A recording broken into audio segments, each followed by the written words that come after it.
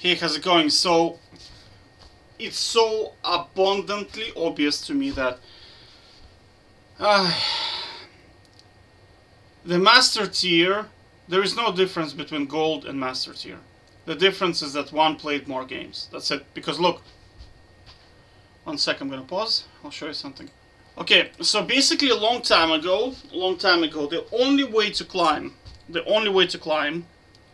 was this strategy here. It was called high risk, high reward, right? So you get kills, you outplay your opponent, and you carry the game, right? It used to be. It's kind of like you play very, very aggressively, you make a lot of mistakes, you learn your champion, you learn the matchup, you learn how to dive, you learn how to CS correctly, you learn how to get gold, and how to carry. This used to be the only way to reliably climb. This was back in. I even remember Double Lift was talking about something like this. He was like, that's the preferred way to play the game, right? That was before engagement optimized matchmaking. Now, this is for sure the best way to do it. Because we know that 80% of your games are controlled by engagement optimized matchmaking, right? Well, you remember the 2-2-1, right? So you are only impacting like 20% of your games, right? If that.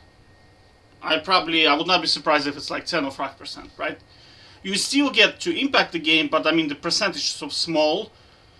This strategy is not the most efficient one, right? So playing not to lose. So I call this strategy as well like Mundo Top, right?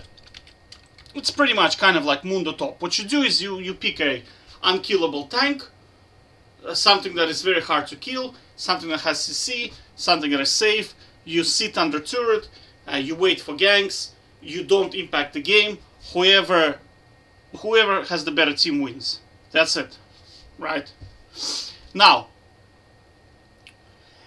let's look at the mentality of both players. So this guy is playing Malphite, all right? He's playing against Darius, all right? So he's playing against Darius.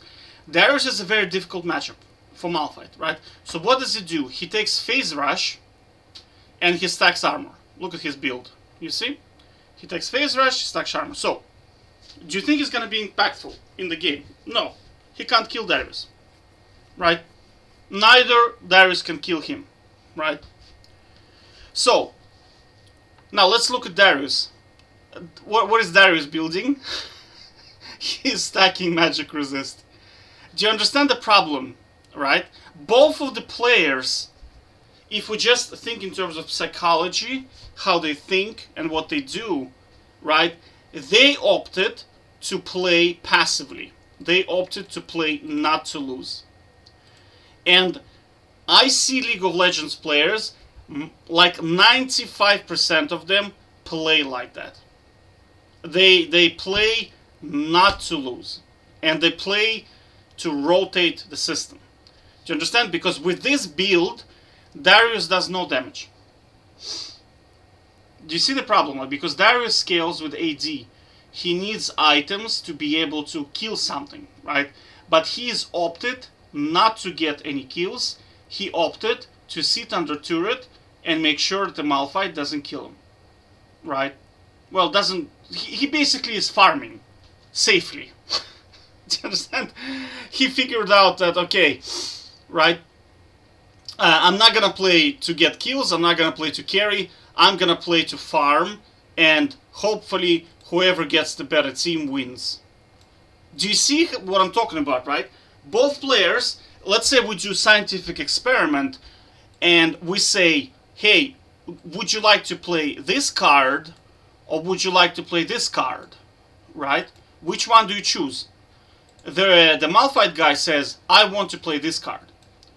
Now, we ask Darius, which card do you want to play? And he says, I want to play this card here as well. Do you understand?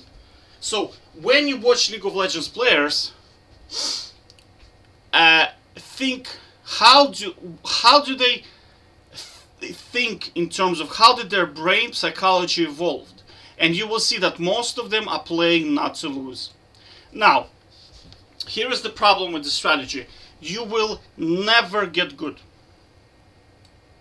Never gonna get good with this strategy. Play not to lose, right? Because you don't learn anything. All you're learning is how to run away, wait for a gank, and press your R button, which is like some kind of crowd control. You don't understand the matchup. You're not gonna know the cooldowns of the other guy, right? You're just passively. I don't know how to explain it. I don't even understand what's the point in playing the game, right? Because you will forever be a rookie with this strategy, right? So this is why now I can explain to myself why I can consistently beat high elo players in one-on-one, because they have no idea what they're doing. They're just sitting under turret, waiting for the gank. They press R. That's it, right? So in one-on-one, the game is in their hands. Do you understand? There is no gank. There is no team to carry them. There is no counter pick. They have to understand how to play their champion well. And they have problems with that, because they opted to play this for 3,000 games. Does that make sense? Right? So that's what I'm saying, is that the game, because of engagement optimized matchmaking, has literally removed skill from the game. That's sad, because now the rank is meaningless, right? Like in my previous video, right? Like this guy was 1,000 games, and he was being flamed by this guy who's platinum with 30 games. And I would not be surprised if this 30 game Ramos is actually a better player than this guy, even though he's like 3 ranks below him. 2 ranks, right? Platinum, diamond, yeah. 2 divisions below him. Or tiers, or whatever they're called, right? Because this guy is playing not to lose for 1,000 games. Does that make sense? So like this rank, unfortunately, is useless. It's just useless. It doesn't do anything, right? So the way to fix this, they have to introduce some kind of a system where you just cannot get carried by the team, right? I was thinking of maybe if by 10 minutes your opponent has better score than you, right? So let's say his CS count is better, because OPGG can calculate, like, I don't know, damage, control over the map, the CS, right? What happens is, at the end of the game, you play, I don't know, one-on-one, you replay the lane, and you have to prove to the system that you did not get carried by your team, which means you have to beat the guy, right? In a fair match. And if you cannot do that, you lose points. If you can do it, you gain points. Does that make sense? Because otherwise it's just, what are you doing? You're just rotating 1,000 games. You get to Masters, now you feel good about yourself. But I mean, dude, you're not Master skill. Does that make sense? So, yikes. Yikes. Take care.